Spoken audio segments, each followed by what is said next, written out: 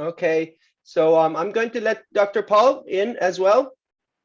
Yeah. There are more people coming now. Yeah, should be coming in. Yes, Dr. Sharad is there.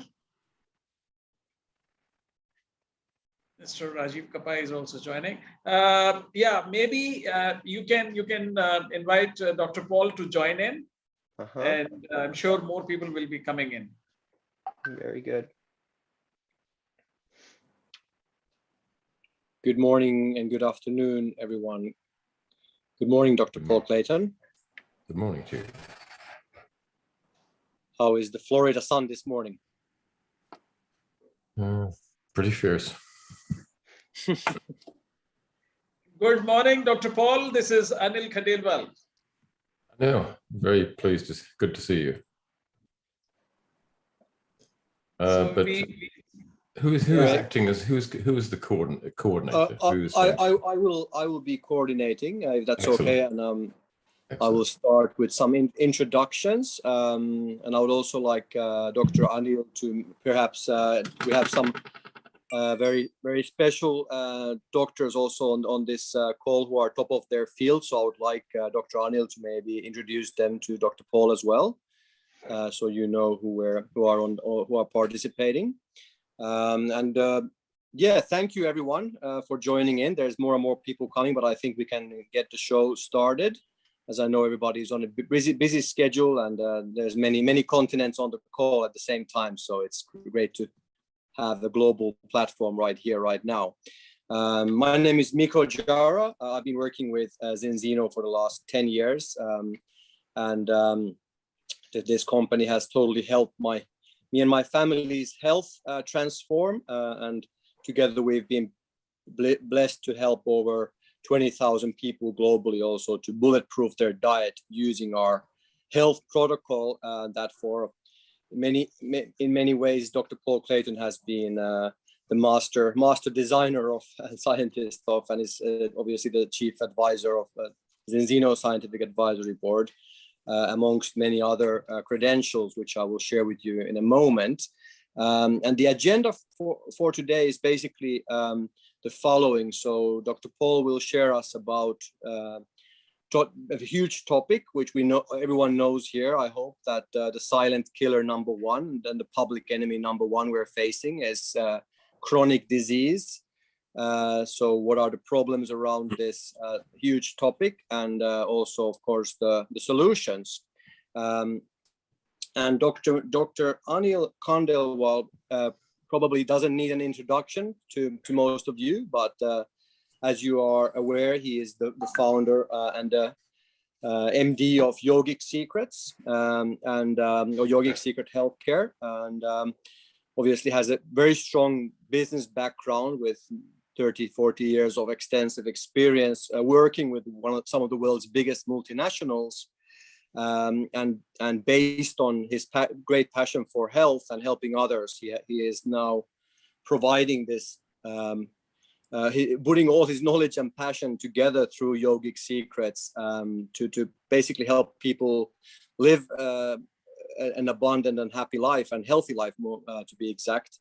That is also why we see a great synergy with Zenzino, because we share common values. And I know that Dr. Anil has, together with his teams, patented many products, and is using a lot of the same ingredients actually that Dr. Paul has added into our health protocol and some other products. We talked about Viva earlier, and of course Extend and some other products. Unfortunately, we don't have all of them in India yet. We have started just recently there, and now we're working with our lead product, which is a health, a balance test, and Ascent oil, which is basically combination of wild fish together with olive polyphenols.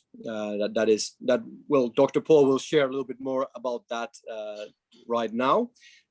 Before we go with that, I would like maybe Dr. Anil to just introduce you. You mentioned that there are a couple of very interesting doctors present. Are they here right now? Yes.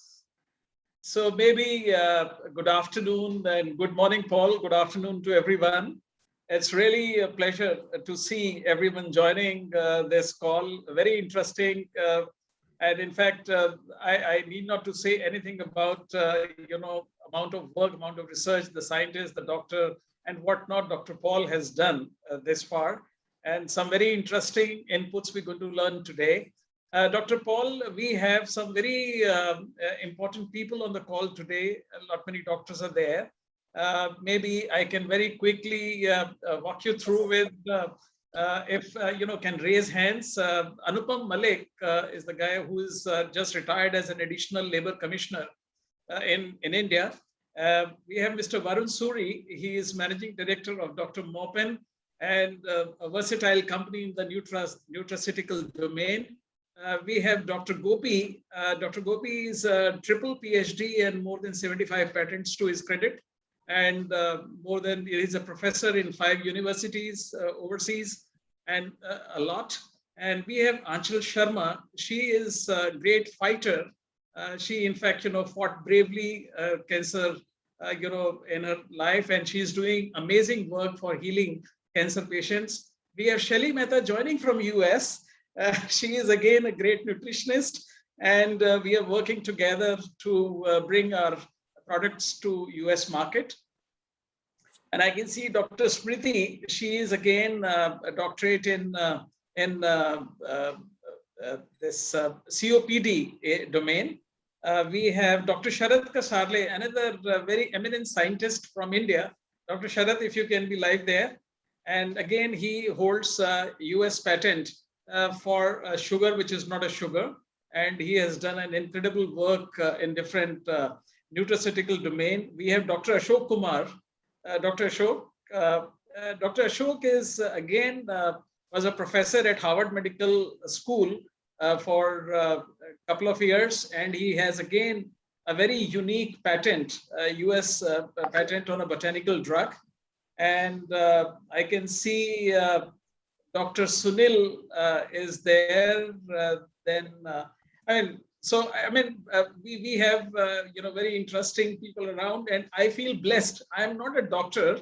I've been named as a doctor, but I'm a chartered accountant. I'm a finance professional, and somehow my interest into pharmaceutical and healthcare is increasing every second, because I believe that's ultimate thing, which we need to learn and practice and help people, to ensure that we have a healthy span of life rather than just merely a span of life. So I'll not speak further because we all will be very keen to learn from you. So over to you, Dr. Paul. Thank you so much. Oh, yes, thank you, Dr. Anil. I just want to, just for those of you who haven't been introduced to Dr. Paul, I would just like to share a few words about his background as well, since his CV is also very extensive, and I'm very privileged to be amongst very, very top doctors and scientists within their field. And yes, it's been also a great blessing to be working together with Dr. Paul in the last decade. He's the pioneer, one of the pioneers in the studies of pharmacological effects of foods and botanical ingredients and how they affect our health and physical performance. And probably, well, you can correct me if I'm wrong, but biggest credentials, at least for me, is he's a former chief of the Forum on Food and Health, senior scientific advisor to UK's Government Committee on the Safety of Medicines, and also a fellow institute of the Food, Brain and Behavior Institute in Oxford, and has obviously written a lot of best-selling books on topics of inflammation and pharmaco-nutrition and how to turn off the fire in the inflammatory zone. I can share some links during this call. But thank you, and over to you, Paul. Well, thank you, Miko. And it really is a pleasure for me to meet so many eminent doctors and specialists in their field. Always a pleasure to meet with my colleagues and to exchange information with them. And I hope, in the interests of science, that whatever I have to say, you will not accept uncritically, you will consider and then try to destroy. This is the heart of the scientific method. And I do believe in making one's ideas live dangerously. And it seems to me that exposing them, sharing them with an audience such as you, is putting them in very grave danger indeed. So let me now share my screen, and that should show up a PowerPoint. I'll quickly go through a series of slides. This should come full screen. And I just want to introduce this by saying that I am very much influenced by the work of a number of other scientists in this field, as we all are. One of the scientists whose work has greatly influenced not only my work, but I think the entire debate about the relationship between diet and health is Professor Barry Popkin. And Barry is, or was, an agricultural economist. He's now at the Population Center in North Carolina. And he was the first person to use the term nutrition transition. And he really developed this term in the first of a series of papers that were first published in 1994, I think. And this term, the nutrition transition, is a phrase he uses to describe what he has seen, what we have all seen in every nation that has abandoned its traditional diet and moved on to the modern and increasingly ultra-processed diet. In every country where this has occurred, we have seen a substantial increase in the frequency of the non-communicable diseases, the NCDs. And we have seen at the same time a decrease in their latency. So we're seeing more and more of these conditions. We're seeing them occurring in progressively young age groups. And to someone who had, as Barry had, an agricultural and veterinary science background, this indicated to him that we were looking at populations that were being, in some sense, chronically poisoned. And what I'm going to do this morning, if you'll indulge me, is to take you through some of the science that has been done since Barry's pioneering work and show you what we've done to drill down into this relationship between diet and disease and identify the major pathogenic drivers. It's all very well to talk about diseases of civilization, and this is a phrase which has a poetic resonance, and we all think we know what it means, but the reality is that this descriptor is far too vague to allow us to be analytical.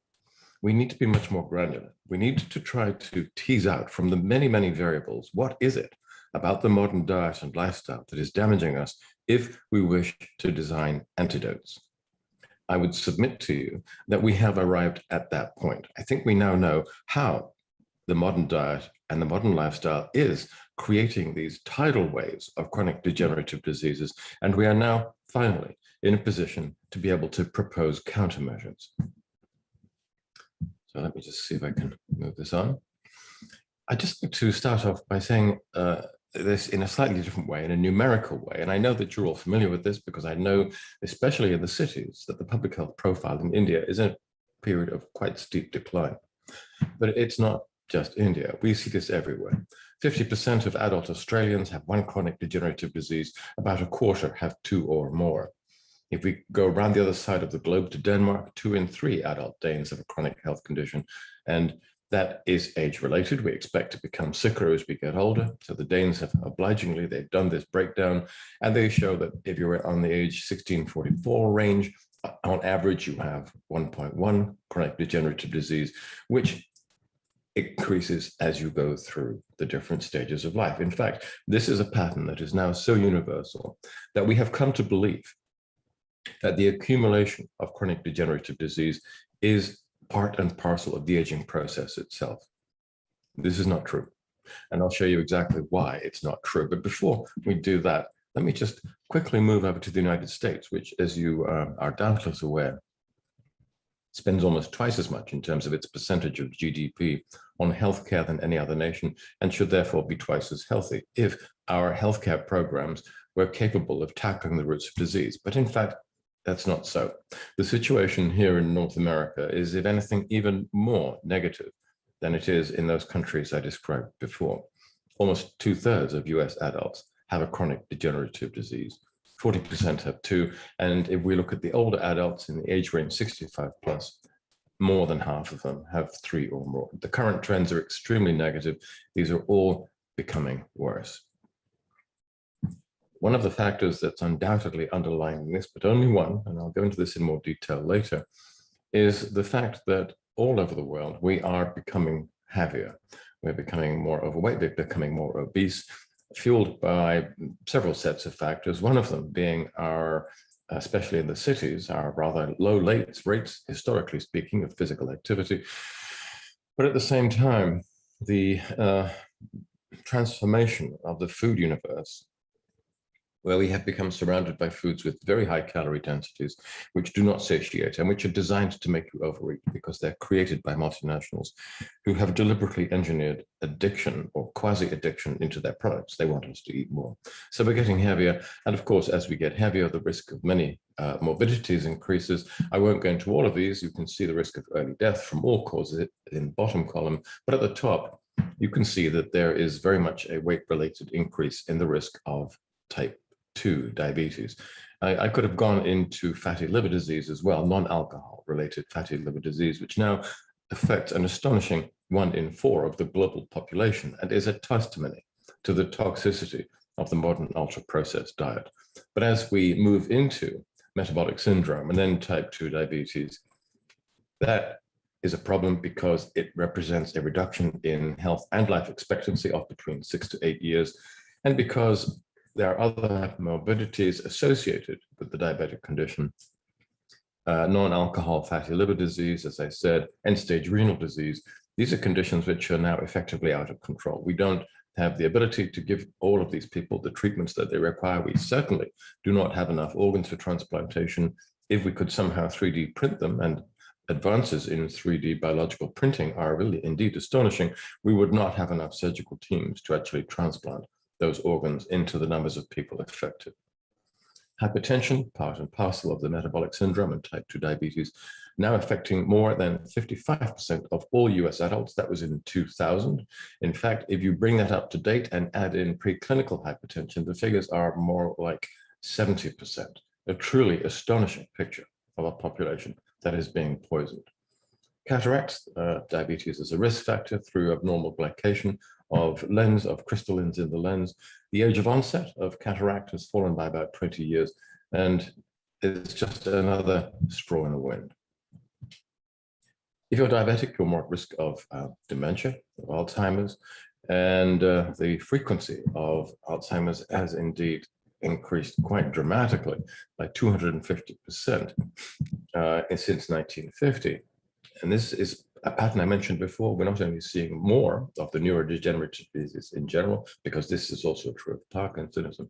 The average age of onset has fallen since 1980 by 15 years. That's within a generation, the most dramatic and extremely negative change. And because we have no effective drugs to treat Alzheimer's or dementias in general, the neurodegenerative deaths in the elderly have increased in men by 300% and in women by 500%.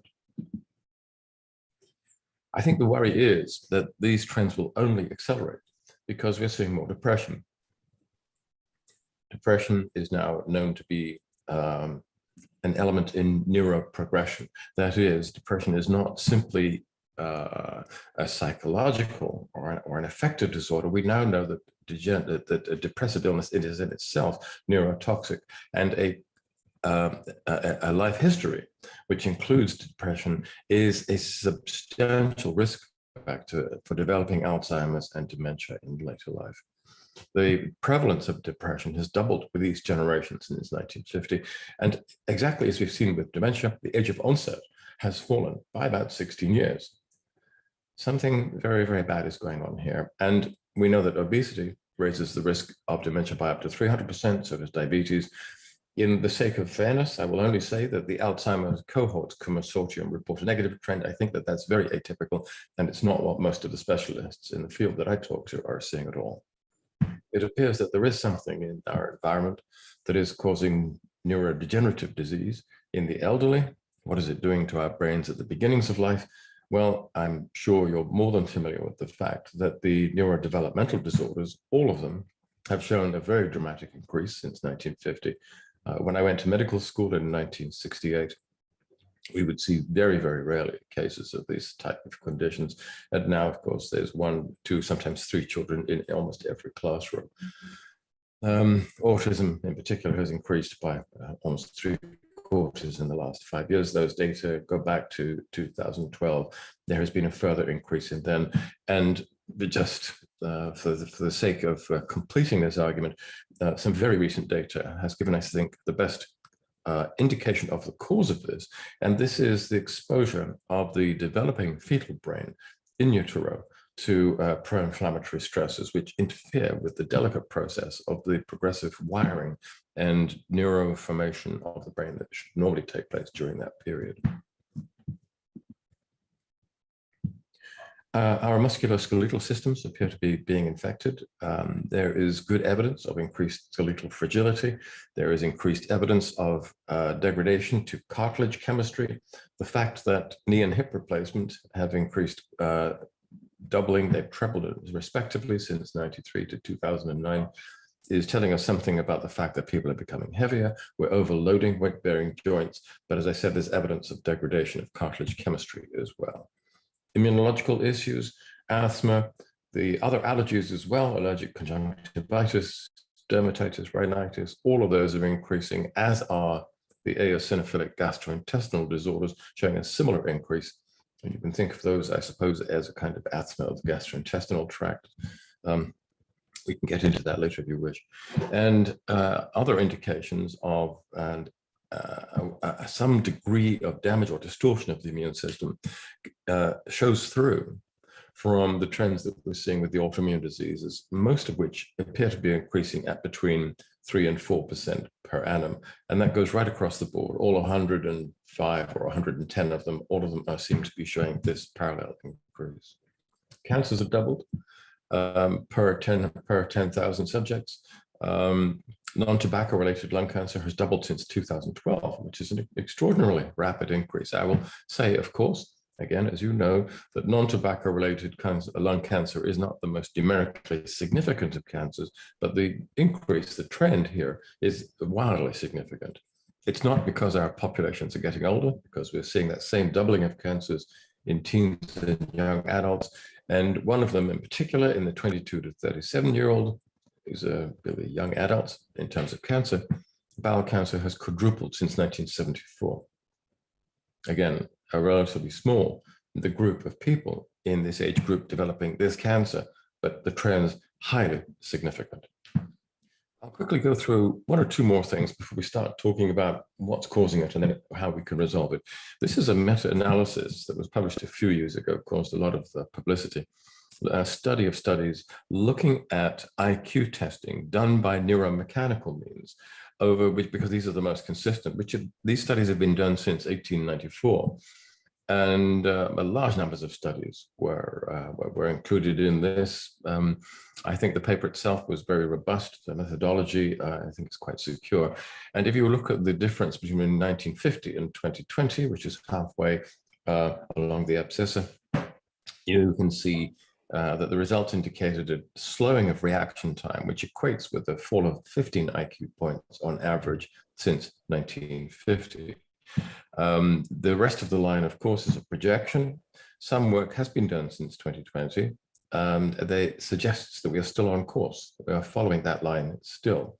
For those of you who have children, I think this is something that we should be very concerned about. But it raises a more existential question. What's going to happen to those children and those children's children? Will they, in fact, have those children's children? Here's another meta-analysis of sperm counts. And what they show is that in almost every part of the world, with the sole exception of Africa, where these ultra-processed foods have not really taken root, everywhere else, but this study includes both intra and international studies, there has been a decline in sperm counts of almost 2/3 since 1970. Also been reductions in sperm motility and morphology. Female infertility is quite widespread now, but we're also seeing increasing numbers of males presenting with subclinical fertility and frank infertility.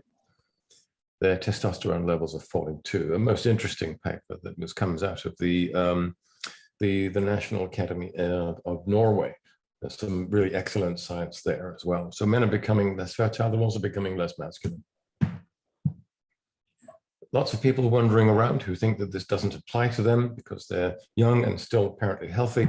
Well, the diseases that we're talking about here, coronary artery disease, osteoporosis, dementia, et cetera, have long latency periods. They are growing slowly under the surface, as it were, for decades before they eventually get to the point where the destruction of tissue is so extensive that symptoms emerge, and you then go and see a doctor, or one of the patients come to see us. One reason why we're so ineffective, because we see these patients very, very late in the course of their disease. But this implies that many people who still believe themselves to be healthy are in fact deluding themselves. They have these conditions in an early preclinical phase. When we look at these healthy populations in greater detail, what we find is, astonishingly, non-alcohol steatohepatitis, were not just NAFLD, but these have moved on to NASH. They're moving towards hepatocellular carcinoma, many of them. We find this in more than 20% of young adults who believe themselves to be healthy. This is an appalling statistic. Almost, well, rather more than a quarter of healthy adults in the 35 to 50-year-old range, when they are screened, what you see is osteopenia. They are moving towards their first osteoporotic fracture. We see 1 in 5 of healthy non-diabetic adults presenting with endothelial dysfunction, presenting, for example, as reduced vasodilation to intra-arterial acetylcholine injections, but there's other ways of measuring this. If you factor in the diabetics into this at all as well, that moves up to about 50%. And these are all people who are moving towards coronary artery disease and other vascular system complications, including essential hypertension. About 20% of healthy middle-aged adults show, when you screen them in detail, they have age-related cognitive decline. They are moving towards dementia. And perhaps most worryingly of all, in a relatively young group of adults aged 40 to 49, you find that pre-frailty, which is the lead up to sarcopenia, which is a very major cause of morbidity and mortality today, affecting almost half of them. We have been led to assume that this pattern is part and parcel of the aging process. That's not true. And now I'll quote the work of Michael Gervin, myself, and many others who've looked at vestigial communities. That is, people who are living a lifestyle that is closer to the hunter-gatherer model or the forager-horticulturalist model. In groups like this, you see that in young and middle-aged individuals, if they suffer trauma, if they die from trauma, and you look into the coronary arteries, there's no fatty streaks in their arteries at all. They are not moving towards coronary artery disease. These groups, as they get older, there is no essential hypertension. Blood pressure does not rise. There is little, if any, benign prostatic hyperplasia. We think of that as part and parcel of the aging process for men. Not so. If you're living the vestigial lifestyle, the lifestyle for which we are, you could say, designed, benign prostatic hyperplasia does not exist. And for both sexes, perhaps another finding that's a little more relevant is that recent work shows that the hippocampus, hypothalamus, and the frontal cortices and the prefrontal cortices do not shrink with age. And that's, again, what we think of as being normal. It's normal for us, but it is not biologically normal. It is not essential. It is not an intrinsic part of the aging process. These are all part and parcel of this process of poisoning that is happening to us if we live the modern lifestyle. And this is confirmed by the US Institute of Health Metrics and Evaluation. I've Clayton, the 2015 quote here, but it's the same thing every year. The biggest cause of early death, which means preventable death worldwide, is poor diet. And these are based on the biggest numbers you can possibly analyze. And now we get to the point, because we can start to break down what it is about the modern lifestyle and diet that is causing so much disease and premature death. Chronic inflammatory stress is one that most people think they know about, and you undoubtedly do. Type B malnutrition, which works hand in glove with chronic inflammation, dysbiosis, and glycemic overload or mismatch. And when you take all these 4 factors together, they are enough to explain the vast majority of all of the chronic degenerative disease that we now see in our surgeries and in our hospitals. I'll talk first about chronic inflammatory stress. And when people talk about this, they look at mechanisms inside immune cells, such as macrophage or neutrophil, but I'm not going to look at that so much. That's quite well documented. But as the the inflammasome zone, which is where what the immune cell does affects the external tissues. So for the experts present, I'm not talking about the inflammasome, the self-assembling raft of proteins which are deeply involved in the process intracellularly. I'm looking at the extracellular effects, the inflammasome. One way of looking at that is to revert to this schematic of the cell membrane. That's the parallel lines along the top, the phospholipids that form a self-assembling lipid bilayer. And the structural elements here include the fatty acids. And I'll simply talk about, I won't talk about the saturated fatty acids here, or the monounsaturated fatty acids. They're important, but I'll focus on the omega-6s and omega-3s. Now, we need to be able to mount an inflammatory response to a challenge, such as a microbe or to physical trauma. And we do that by developing a series of metabolites from arachidonic acid in your cell membranes. PLA2 comes along, starts lysing the phosphatidyl phospholipids, releasing these pro-inflammatory eicosanoids and cytokines, and the inflammatory sequence does its thing. Now, once the challenge has been neutralized, the microbes have been killed, the trauma has been cleared away, then you want to stop the inflammatory sequence, and that is where the omega-3s over on the right come in. They form a group of anti-inflammatory eicosanoids and pro-resolving lipid mediators, the resolvins, the protectins, the maressins, and that stops the inflammation. You can think of this as the accelerator, the omega-6s, and the brakes, the omega-3s on a car. You're navigating the heavy traffic of Paris or Stockholm or New Delhi. You need to be able to behave appropriately. You need the omega-6s and the omega-3s in the right balance. The problem is that the modern diet and ultra-processed foods give us far too much of the omega-6s and not enough of the omega-3s. If that is the situation, you get the release of lipid mediators by the immune cells in the affected areas, which causes edema, starts attracting other cell types. This is not yet causing tissue damage, but the 6:3 ratio is very important here in determining whether or not you do have these mediators, because all of your immune cells, in fact, all of your cells are constantly shedding exosomes, which we used to refer to as cell dust. But we now know that they're actually packed with information. They're one of the ways in which cells communicate with each other, not only locally, but throughout the entire body. And there is some evidence that they are involved in biological communications between individuals as well. Very interesting. So these neutrophils, macrophages, CD8 cells are constantly shedding these exosomes. And if you have a very high 6:3 ratio, they will contain large amounts of matrix metalloproteases, and th:ese are very destructive to the tissues. So destructive, in fact, that a healthy diet has always been, a pre-transitional, a traditional diet, has always given us a good 6:3 ratio and also large amounts of polyphenols. The polyphenols have the ability to block the matrix metalloproteases through a classic enzyme inhibitory mechanism and also to downregulate the genes that express them. So a healthy diet with a good 6:3 ratio, plenty of polyphenols, you can still mount an inflammatory response when you need to. You're not immunosuppressed, but you will not have chronic inflammatory stress. Here's the problem. The modern diet gives us a very high 6:3 ratio. So the first part of this cascade is overheating. The modern ultra-processed diet also takes away the polyphenols. And so the second part is also overheating.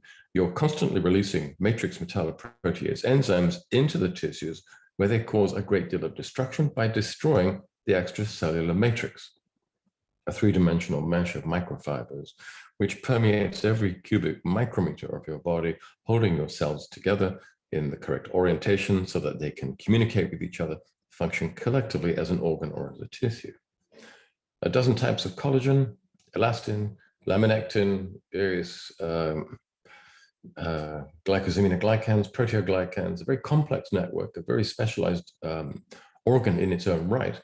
But the matrix metalloproteases dissolve all of these fiber types, which leads to your cells becoming disorganized and tissues fragmenting. Now, these are exactly the same enzymes, almost identical to the enzymes released by the so-called flesh-eating bacteria. And these enzymes are so destructive that they can, as you see, dissolve flesh, skin, fascia, cartilage, and even bone.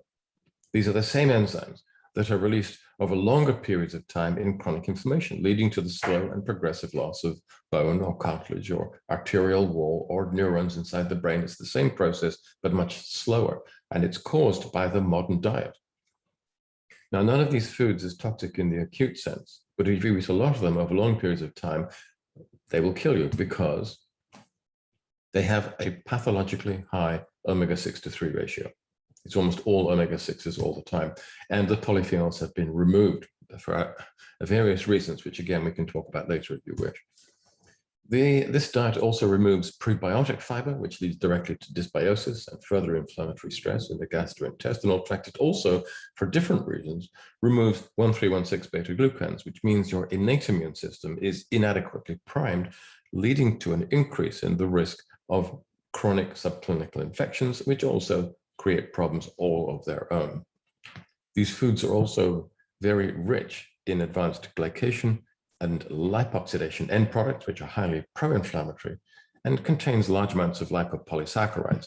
So the first 4 bars are showing you 4 major anti-inflammatory and protective nutrients have been removed from this diet and been replaced by 3 very potent pro-inflammatory compounds. The situation is made worse by glycosative stress.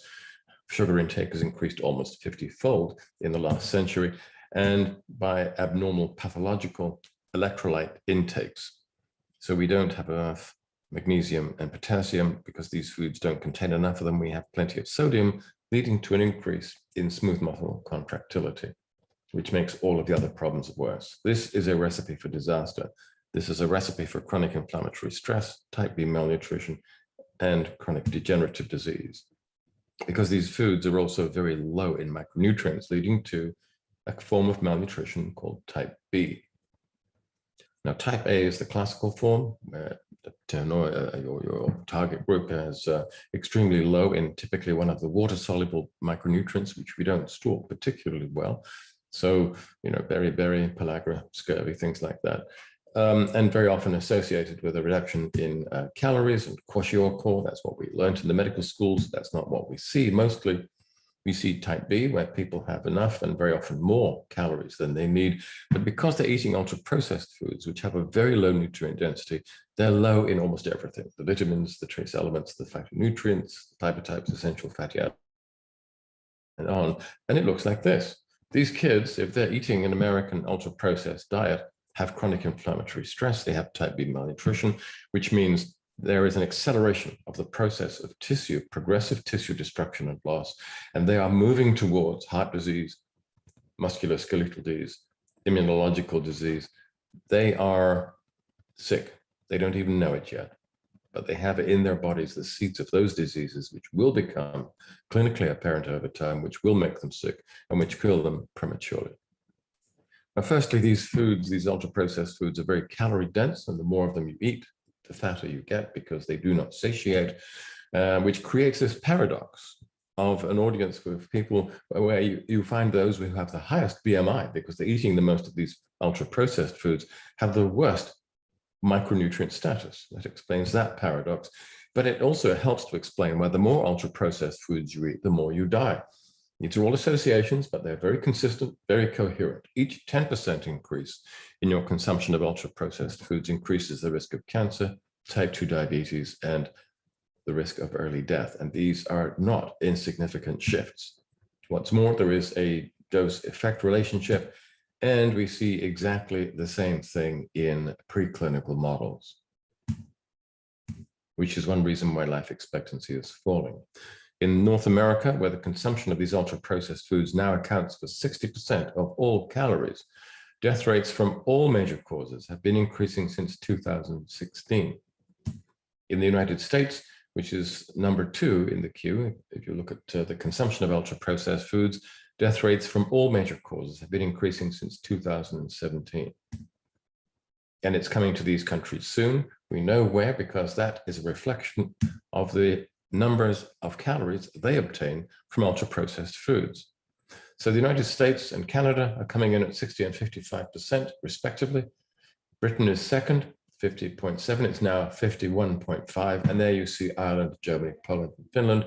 And this move, this shift, is actually moving east and south as the multinational foods continue to drive their toxic products further into the hinterland of Europe and all around the rest of the world as well, to the extent that in traditionally the Mediterranean area, the traditional Mediterranean diet itself is dying out, and public health is rapidly declining in those nations as well, which is unfortunate because we know that the Mediterranean diet is highly effective at protecting you against many of these chronic non-communicable degenerative disease. It reduces the risk by between 1/3 and 50% of this wide range of different conditions. And that's rather more than we can achieve with our pharmaceuticals.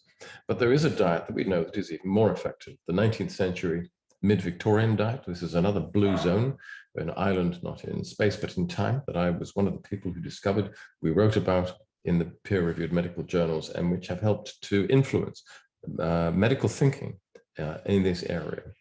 This is a gentleman known as, he was the Marquis Townsend. He introduced a form of agricultural technology into Britain from Holland, rotation of the crops, and he epitomizes the agricultural revolution, which increased agricultural productivity in England tenfold.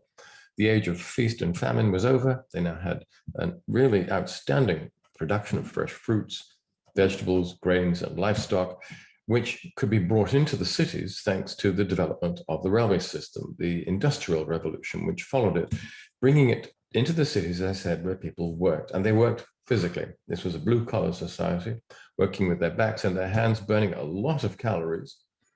Women were running at, on average, between 2,500 and 4,000 calories a day, men between 3,000 and 7,000 calories a day. All this is very detailed. They're spending a lot of hours of physical activity, which transforms their diet. And of course, what they're eating is basic food, basic produce, or very simple processed foods such as bread or cheese or butter. Low intakes of salt, tobacco, spirits, and ultra-processed foods. Lots of omega-3s at that time in that culture. Salmon and oysters were the foods of the poor. Very low intakes of omega-6 because the plant oils had not yet been satisfactorily stabilized by the food industry. And astonishingly, eating 10 or more portions of fruit and vegetables a day because their calorific requirements are so great. It's a super Mediterranean diet, which should have made them very healthy. And in fact, it does. If you compare mid-Victorian life expectancy to life expectancy today, you have to compare it, because that was a blue-collar society, to life expectancy in the equivalent socioeconomic groups today. And when you do that, you see that women have gained about 3 years of life expectancy. Now that was done in 2006. The gain that women have experienced is no longer 3 years, it's closer to 2.5 years. And that is due to two triumphs of 20th century medicine: family planning and improved obstetrics. But look at men. Men have gone back 3 years. And since that paper was published, they've gone back another year. Men have lost 3.5 years of life expectancy. And we've lost a great deal more health expectancy. We can expect to spend the last 10% of our lives in a condition of progressive medical dependency and pharmaceutical dependency. That is not the experience that we see in the 19th century. The records show us very clearly that men and women maintained their physical, intellectual, and sexual health and functionality until the end of life. They were able to work in the fields and the factories into their 60s, 70s, 80s, and 90s in many cases, doing work that very few of us could do. When they finally were no longer able to do that, they were sent to a workhouse, which meant exactly what it said. They had to work to keep, they had to pay for their own upkeep. And the records show that they did so until the last days, and in many cases, the last hours before they died. So they died very quickly, very cheaply, therefore, and almost entirely of overwhelming infection. They had very, very little chronic degenerative disease. In fact, 90% less, and here is the proof of that, generated by various other scientists. 1997, about 2/3 of all deaths occurring are from cancer and diseases of the circulatory system, which is what we expect to see. In 1880, those two causes of death represent only 6% as opposed to 66%. So in that era, in that blue zone, those diseases did occur, but at rates only 10% of those that we see today. And those findings are matched by the findings of other people working today with those vestigial groups which are still exist. This, I think, tells us two things. It tells us firstly that about 90% of all the chronic degenerative disease that we see is avoidable. It's preventable if you know how to do it. But even if you're eating an optimal diet, which we think they did in the 19th century, a small number of people are still developing these conditions. Who are they? As I said, they're about 10% of the figures we see today in a population that lived as long as we do. 10%, that should be ringing bells. Any oncologist or cardiologist or neurogeriatrician will tell you, if you ask them how many of your patients have strong genetic risk factors, they will say about 10%. And we're pretty certain that the 10% of those numbers who are still getting those diseases back in 1880, they were the ones with the strong genetic risk factors. Everybody else was protected. We have other reasons for suspecting that, because we look at the phenomenology of their diseases, we look at their case records, and they look very like genetic diseases. For those of you who are interested in oncology, here are a number of the risk factors, which can be either pro or anti-cancer. Cancer cells are forming in our body all of the time, but if they're forming in the body of a person today, there's nothing to defend against them. If they're forming in the body of a mid-Victorian, they've got nowhere to go. Because look at all of these risk factors. Today, they are entirely negative. In the mid-Victorian, they're entirely positive. Think of the cancer cell as a match. If you take that match to a subject today, it's like trying to set newspaper on fire. If you take that match back to the 19th century and that cancer cell is forming in the body of a Victorian, it has nowhere to go. It's as if you were trying to take that same match and set fire to a green growing tree. You can't do it unless, as I said, there are strong genetic risk factors. So what does that mean for the patients that we see today? Let's take this subject. And if he's eating a modern diet, he has a very high omega-6 to 3 ratio, 15 to 1 on average in Europe, instead of 3 or 5 to 1, which is where we know the ideal state is, 25 to 1 in North America, and based on the tests that we've done so far, significantly higher in India. Therefore, this person has chronic inflammatory stress, which may show up as an osteoarthritis or as coronary artery disease, non-alcohol related fatty liver disease. It could be chronic obstructive lung disease, migraines, strokes, or a neurodegenerative condition. But this gentleman is also eating a diet from which the prebiotic fibers have been removed, and therefore has a microbiome that is overwhelmingly and excessively gram-negative, which, because of its content of lipopolysaccharide, leads to chronic inflammatory stress in the large bowel. What we do is we add the omega-3s and polyphenols back into the diet, which removes most of the chronic inflammatory stress in all tissues except the large bowel, which we cannot reach with that tool. In order to do that, we need to put into place a time-release blend of prebiotic fibers, which transforms the microbiome from gram-negative dominance to gram-positive dominance, which is highly anti-inflammatory. At that point, the body is now moving back to a pre-transitional nutritional profile. And what we see is that many cases of chronic degenerative disease go into remission, and many people who are pharmaceutically dependent become pharmaceutically independent. And we've seen this occurring all over the world now in over 60 countries. So what is this dysbiosis prebiotic fiber story? Very quickly, these are carbohydrates, they're dietary fibers, which we cannot digest. They pass intact into the large bowel and become a substrate for gram-positive probiotic species which live there, and they're designated here in green. They are saccharolytic species. They're looking for these prebiotic fibers, which they find in the lumen, so these microbes remain in the lumen.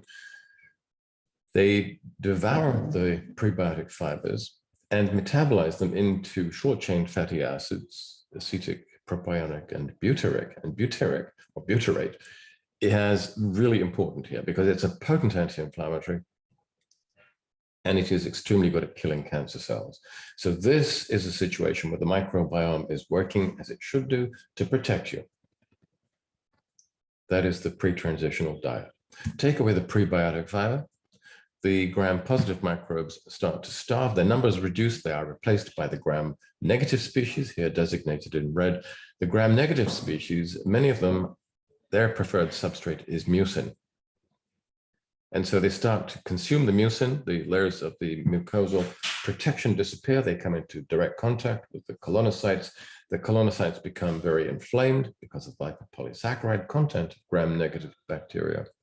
They start to move apart, the tight junctions break up, you now have leaky gut, you now have chronic inflammatory stress within the large bowels, IBS, but you also are now moving towards IBD, Crohn's, ulcerative colitis, and you're now having macromolecules, including pathogenic microorganisms, moving into the bloodstream, moving to the liver, which is one driver for non-alcohol related fatty liver disease through the endotoxemia, but causing multiple problems in many other tissues. The cure: put those prebiotic fibers back into the diet where they belong, reestablish a healthy microbiome, and achieve once more an environment which is anti-inflammatory and chemoprotective.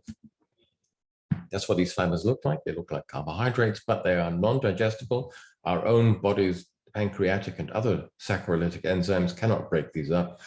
This is phos.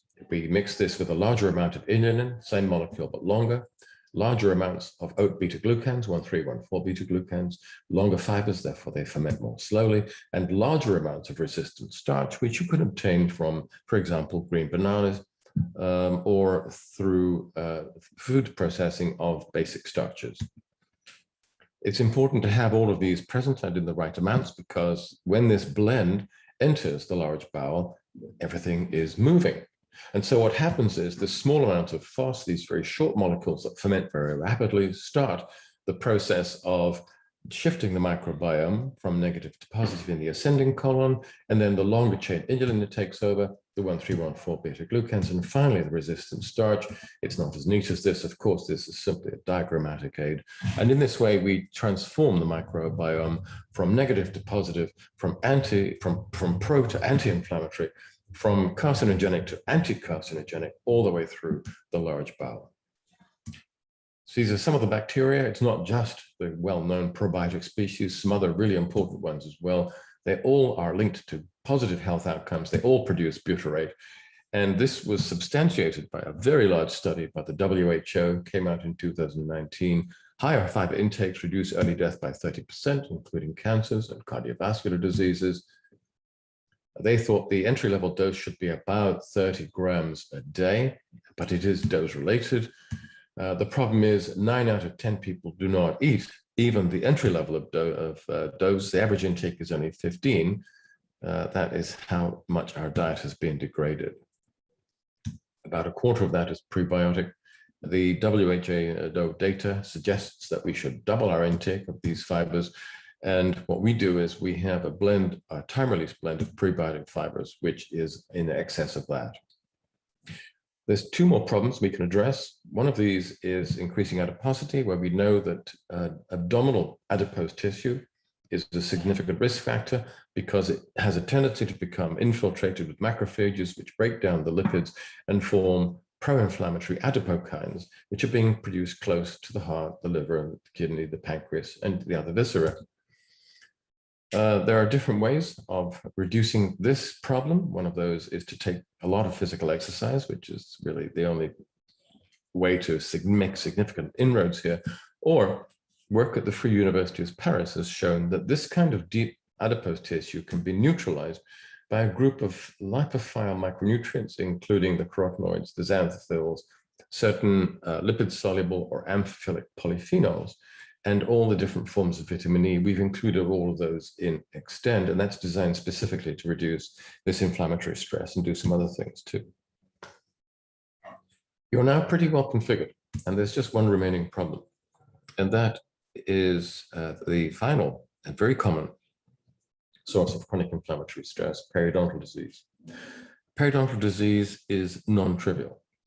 If you brush your teeth and you spit into the sink and you see a spot of blood, that is a serious problem because you have dysbiosis, chronic inflammatory stress, the release of toxins in the mouth, which we now know are able to get into the brain via retrograde transport in the olfactory nerve, which is why periodontal disease is strongly linked to neurodegenerative disease and stroke, a doubling in the risk of stroke.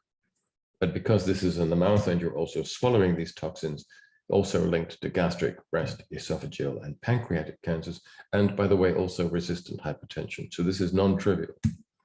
We need to find a way to prevent this or intervene in this sequence. improved oral hygiene, dental scraping of the roots of the teeth. Yes, it's a good thing to do, but it's time intensive and painful. People tend not to do it. We've been looking for an alternative solution, and we found one under the ocean, not from the fish, but from the seaweeds. If you pull seaweed out of the water, the first thing you'll notice is how slippery it is. That's because these algae contain fucoidans, which are the biological equivalent to Teflon. They're antiadhesants or non-stick compounds, which the seaweeds produce to prevent fouling by marine microorganisms. When you eat these fucoidans, they're absorbed into the blood, they get into the saliva, and they bathe the roots of the teeth in this kind of biological Teflon.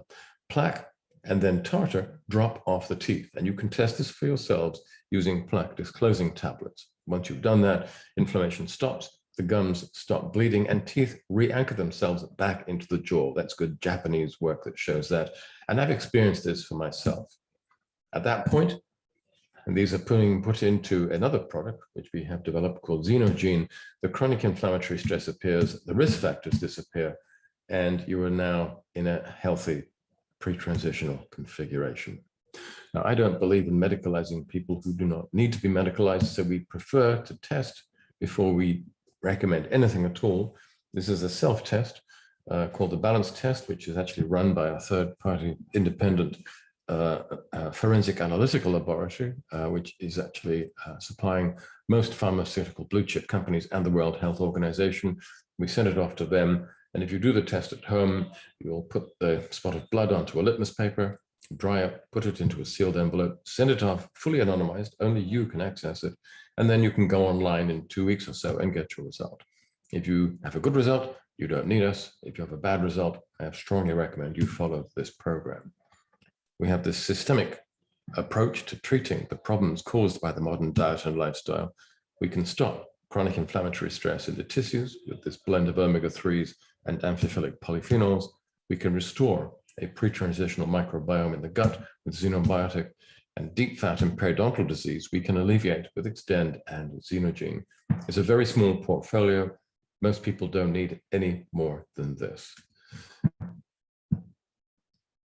If the food industry were to take its responsibilities seriously and stop poisoning us in such large numbers, we would not be necessary.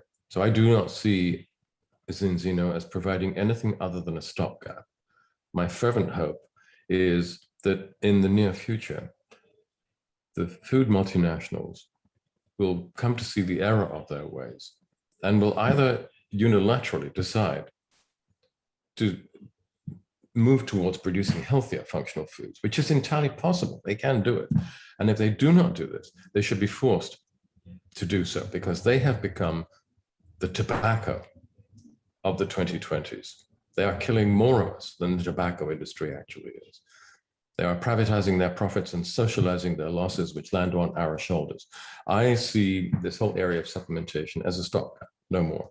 I want to get to a point where the food industry is no longer poisoning us. And I'm delighted to be able to tell you that in the last year or so, I'm seeing increasing numbers of people from the food industry starting to come and talk to me and say, look, we can see that we are responsible for some of the healthcare issues that are now overwhelming healthcare systems all over the world. What should we do about this? And we're in the very, very early stages of starting to develop a range of ultra-processed foods, which will be genuinely functional in terms of improving health instead of damaging health in the way that it does now. But you know as well as I do, these are large companies. There's internal resistance. They don't like to admit, politically it would be disastrous for them, how dangerous their foods actually are. It's difficult for them to move fast. It's like trying to turn an oil tanker in mid-ocean. This will take years. And in the meantime, the solutions that we have are already helping people considerably. In fact, the biobanking community are looking at our population, and they have said, well, what you have created your own blue zone. It's a synthetic, man-made blue zone, if you like, by reestablishing pre-transitional nutritional status. We have moved these people effectively, biologically, out of the 21st century. We've taken them back 150 or 200 years, and they're experiencing all the health benefits that go with that. So thank you very much. Thank you for your patience in sitting through all of this. And perhaps at this point, we should throw this open for questions and for criticism. Thank you. Thank you very much, Dr. Paul. That was really, really powerful and insightful once again. And thank you for everyone for tuning in. And yes, is it okay, Mr. Anil, if your dear guests have some questions that they can go ahead and share now? Yeah. Before that, Dr. Paul, I think what you said about the ultra-processed food and then leading to all this chronic inflammatory conditions and leading to all those NCDs and things like that. But according to you, I mean, what's happening with these, the one particular slide where you've shown, all those big names, Coke to Unilever to all these companies. So why are the regulations not looking at those micronutrients? They are getting missed out in the food, and which is causing a leading to a whole set of problems. And it is not just one geography, it is across the globe.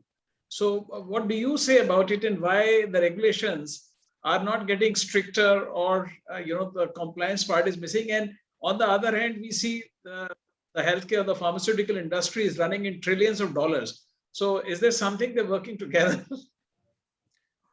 The problems at this point, the obstacles between where we are now and better public health, I submit, are no longer scientific or technical. They are political and they're economic. And that really is the heart of the problem. What we have seen in North America in particular, but also in Europe and in many other parts of the world, is regulatory capture. So the FDA, EFSA, and their equivalents in many other countries, I cannot say any longer that their priority is in the optimization or the maintenance of public health. They are very clearly more interested in representing the interests of the industries that are now largely paying their salaries. This has been a disaster. And I speak as a former regulator myself. I am deeply ashamed of the way, the shape, the direction that this has gone in. When the food industry and the pharmaceutical industry are making trillions of dollars, it's investing tens of millions of dollars in renting politicians and regulators is a good investment. It has a very high return, it's a ROI. It's good business for them. Now, up until now, I think that many of the players in the food sector have not fully understood just how damaging or destructive their produce is. That's not been their key motivation. They want to sell more product. They want to have better profit margins. They sit in their silos, and that's all they're thinking about. I think that that's beginning to change. I talk to them, other people are talking to them as well. The former senior official of the WHO was very interested in this and talked to many of the food companies. The current office holder, I am not particularly impressed by. He's clearly bought and sold. But the previous Surgeon General was actually a good person. But for that reason, because she was seen as rocking the boat too much, she was pushed aside. As I said, these are not science problems any longer. They're political ones. All I would say is that there are men and women, good scientists of good conscience in these industries who do understand what the problem is, and increasingly they're coming to talk to me. And we're building bridges. We're talking about ideas for a new generation of ultra-processed foods that are not intrinsically destructive, that could be intrinsically extremely health-promoting. These individuals have to fight their battles internally inside their companies in order to carry them with them. This is going to take a long time, but we won't give up. Yes, I agree, Paul. So, Anupam, you were looking for? Yeah. Thank you, Anil. Brilliant presentation. I think most enlightening. Thank you so much for inviting me for this wonderful treat. Dr. Paul is just, praise is a small word for all his work he has done. I have a small question. I have been tracking this because in my childhood, I was said to be having gluten allergy, but when we got the enzymatic tests got done later on. I was not allergic. Now, I have a question is, like I've gone through a lot of things and I'm very much focused on all the factors you just described and focusing on good food. My question is, medical practice in gastroenterology use a term called irritable bowel syndrome, IBS, which is used as an escape route to treating gut health problems. Please enlighten us on solutions other than fibrous diet. Fibrous diet, yes, it does help, but sometimes certain foods, they cause a lot of problems and they just say it's a IBS and syndrome. By using the word syndrome, they are able to wash their hands. Could you enlighten us on how we can improve our health in this regard, on this particular issue? Well, first of all, let me say that I'm interested in the fact that you were initially were diagnosed as being gluten intolerant, and that was subsequently found not to be the case. I think that that is very generally true. When we do studies looking very specifically at groups of people who believe they have gluten intolerance, you find that the true incidence is probably about a third or a quarter of that group. And the other people do have problems, but it's not gluten intolerance. It's probably something like IBS, which you will have if your microbiome has been skewed, if you have become dysbiotic as a result of moving on to the post-transitional diet. Now, I agree with you that throwing more fibers into this mix isn't always the right thing to do.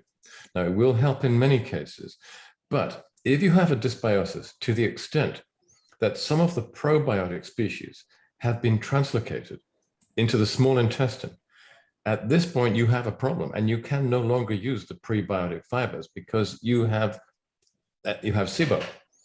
And at this point, the fibers become contraindicated. This is now a very unhealthy configuration because you have a dysbiosis in the small and in the large intestine. What we do in such cases, we use antiadhesins,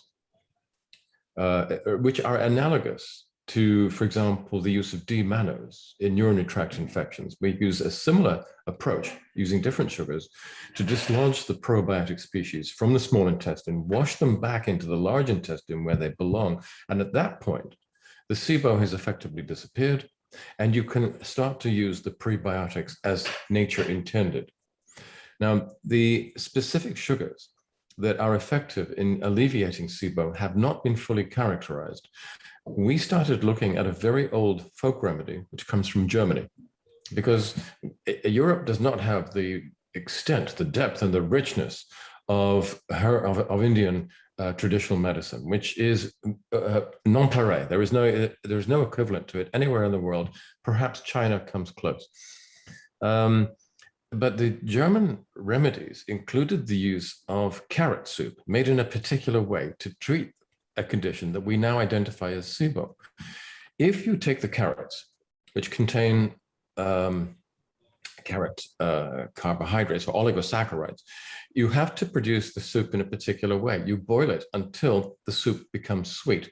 That sweetness is telling you that the oligosaccharides are being hydrolyzed to lower molecular weight sugars. If you use this and you take a large bowl of carrot soup twice a day for approximately a week, this seems to be effective in flushing the probiotic species out of the small intestine. And once you've done this, the prebiotic fibers can then be used without a problem. I'm so grateful. I've been using it, but not in a formatted manner. And I did get results, but it was not regular. So I see the secret now. I can add to whatever you just supporting what you said. I even offered myself as a guinea pig in the Prem Institute of Medical Sciences at Chandigarh, PGI, but nobody's ready to take up research. I'm offering myself as a guinea pig to experiment on me. The whole thing turned out that I was consuming too many biscuits as a child, which produced same, the mucosa coming off, as if it was gluten allergy, whereas it was not gluten allergy. Later on, the enzymatic test proved that it was not gluten allergy, but it is exactly symptomatically the same thing as whatever. I mean, dot right. I'm so grateful for your inputs. So grateful. Thank you. Carrot is one thing. If you have others, I would definitely like to. Nikhil. Well, I think that we have all become guinea pigs, whether we like it or not, in a vast, out of control experiment. And we have been shoehorned into this experiment by the modern food industry. And you can see the results everywhere, unfortunately. That's all. Nikhil, you have a question? Yes. Can you just mute it? Hello, Dr. Paul. This is Nikhil here. Hello, Nikhil. It is such a pleasure hearing you. My question is that how to reverse, or is there any way to reverse autoimmune disease, especially rheumatoid arthritis? Okay, that is a very, very topical question. Our entire understanding of autoimmune disease is going through a transformation at the moment. When the concept of autoimmunity was first introduced, many of the leading immunologists of the day said, no, this is not possible. It's not possible for the immune system to attack the host. But the idea took on, and then the pharmaceutical industry developed ways, including the steroids and subsequently other tools, to damp the immune action at the target site, whether it was the intra-articular area, whether it was the pancreas, the beta cells in the islets of Langerhans, the thyroid gland. And those drugs, of course, do have some effect, although we also know they have many, many problems. More recently, we have seen some very interesting work coming through from Japan, Germany, and Italy, and to some of the Scandinavian countries, showing that some of these autoimmune conditions respond positively, extremely positively, and are cured, they're cured by the long-term application of certain antibiotics. Okay. How is such a thing possible? So here is the new model. The new model suggests that what is happening here is that when you're eating the modern diet, you have this dysbiosis, you have the leaky gut, you have the translocation of gastrointestinal microbes into the bloodstream, and they are getting to other tissues. They're arriving in other sites where they should not be. And what we thought was autoimmune was in fact the immune system actually trying to respond to the particles of these bacteria, which are expressed on the surfaces of cells where that low level infection is. It could be in the cartilage, it could be in the joint, it could be in the pancreas, the thyroid. This is in fact an appropriate effect of the immune system. It is trying to target these microbes, and the destruction of the host tissue is not primary, it is collateral. So some of the results that I've seen from the protracted use of antibiotics have been extraordinary. Complete remission. I do not recommend, however, an indiscriminate use of antibiotics because, first of all, we need the types of antibiotics that are capable of acting against intracellular pathogens, because some of the key problematic species appear to be intracellular species.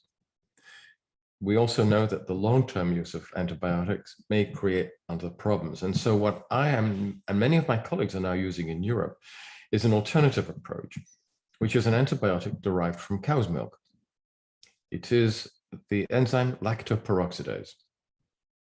Lactoperoxidase is a protein. You cannot ingest it directly. You cannot obtain it from cow's milk, but you can. If you take this enzyme, purify it, attach it to a solid base, and give it its substrates, it then produces the effector ions, which are hypothiocyanous, hypothiocyanate, and hypoiodide ions. Very low molecular weights, between 80 and 90. When you drink this reactant, the ions are so small, they move across all biological membranes, they enter the brain, every physiological and anatomical space. They even penetrate the caseation tissue around Mycobacterium tuberculosis.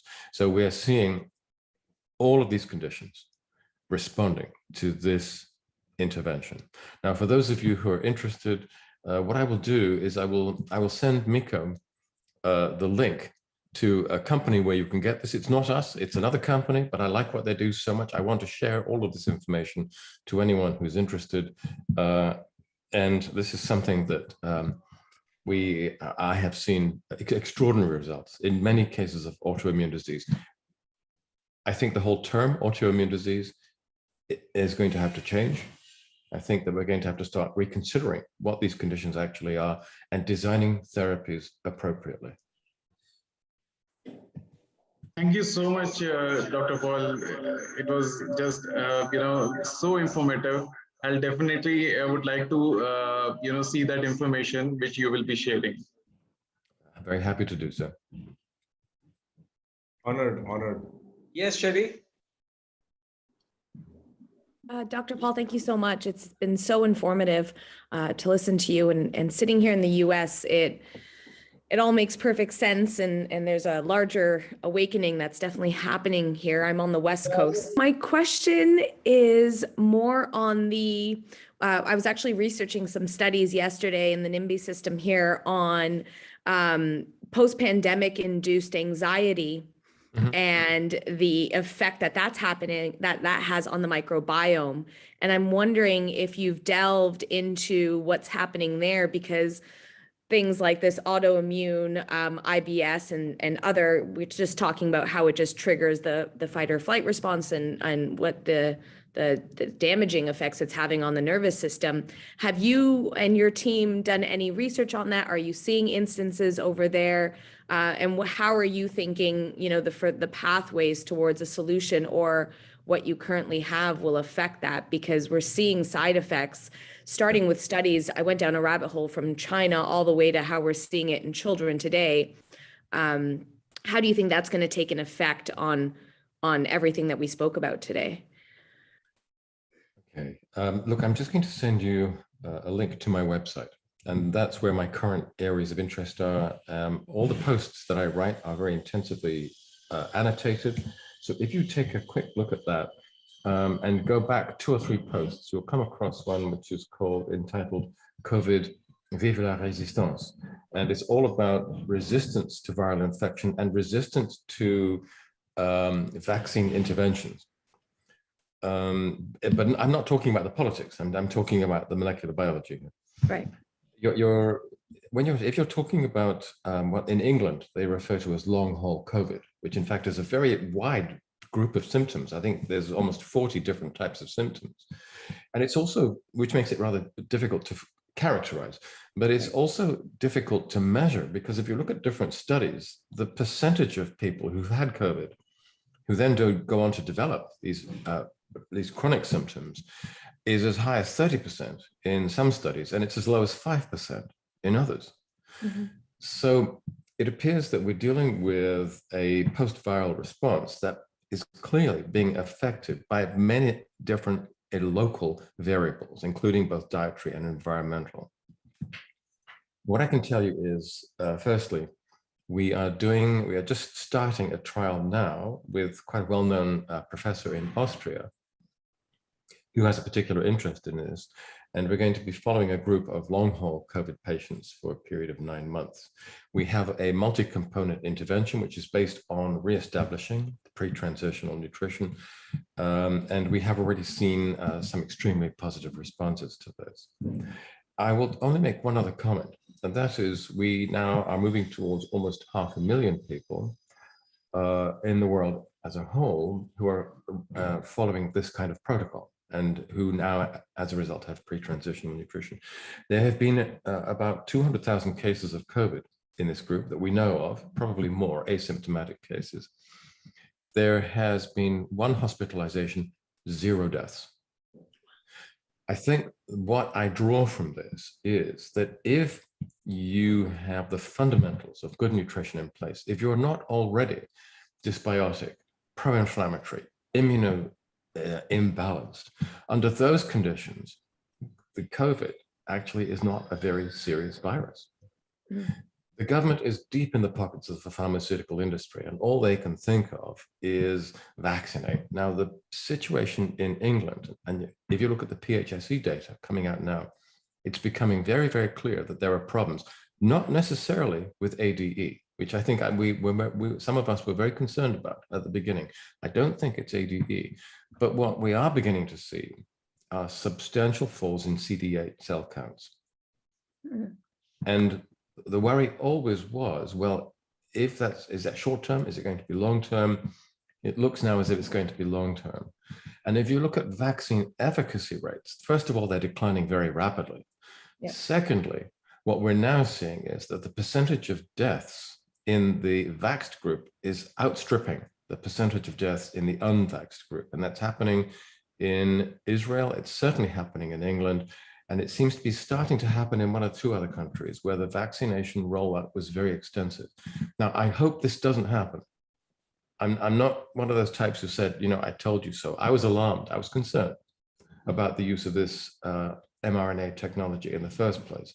And I really hope that this trend does not become significant, but it is very concerning to me. I think that at this time, I would say to adults, I think it would be better and safer for you to build up your own body's restorative and immunological defenses. If you're talking about a child or an infant, I would say it doesn't make sense at all to give children and infants this vaccine. First of all, they're not really at risk from the virus. Secondly, the risks from the vaccines are real and not fully quantified yet. And yet, this is exactly what the pharmaceutical industry is pressing. And the American Biden administration, for example, which is deeply in the pockets of the pharmaceutical industry, is now pursuing. I think this may turn out to be the most substantial episode of public health malpractice that this world has ever seen. I hope I'm wrong. I fervently hope that I'm wrong. But I'm worried. Yeah, I will say that VAERS, CDC has in the US, and I don't think this has been in international news, has said in press conference that they are not tracking breakthrough cases. So we actually don't know how many cases post-vaccination are coming out. And I personally know within my 6 degrees of separation, dozens. So I agree 100% with you. And that's what's worrying, is the anxiety that's being caused by, I don't mean to politicize it, but it is politicized. And how are we going to treat these children once they get into their teenage years and they're coming in such inflammatory states, because that processed food is targeted right towards them. If anyone, it's to the future, right? Our future generation. So thank you. And not only our own health, but the health of our children. I hope that we can put this process into reverse, but it does become a political issue, unfortunately. Mm-hmm.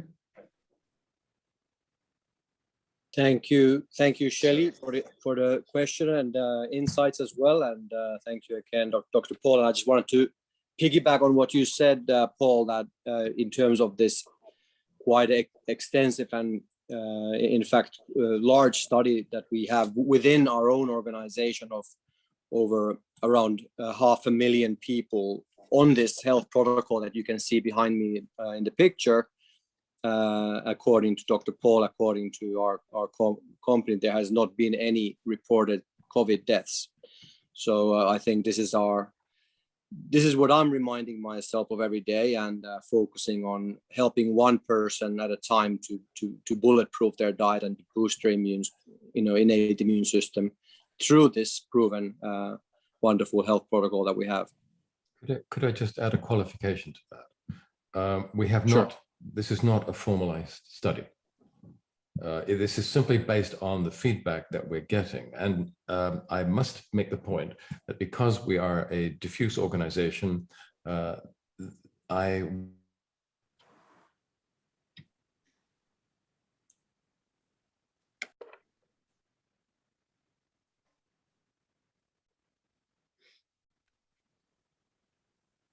Did Paul freeze or did I freeze? No, I think Paul freeze.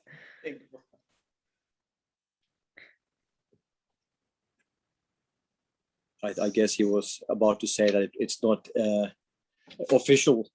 Or no, you're back. Yes. Oh. There seems to be some connection error.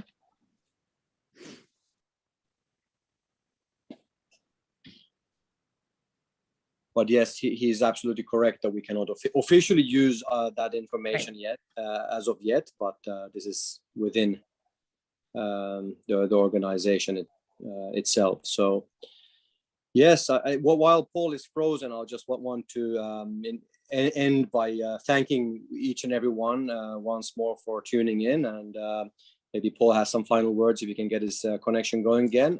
If not, if any of you would like to learn more about Zinzino and the health protocol that Paul in his presentation mentioned to help in all of these significant issues and diseases that we have at the moment forming, then I'm happy to also go into a more in-depth presentation at a later date.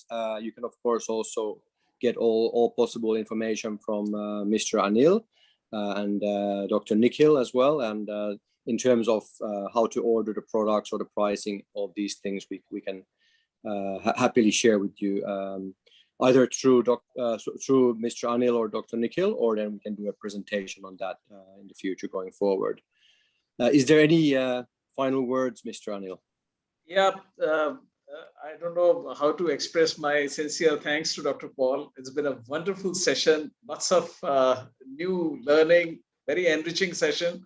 And, the most important is immunological balance, what you rightly said. And in the context of India, Dr. Paul, very interesting, India is a land of spices. And these spices, they occupy a big space in our kitchen. And these spices are nothing but medicines. And we are consuming this day in, day out. So in fact, we have started coining that Indian kitchen is actually a clinic.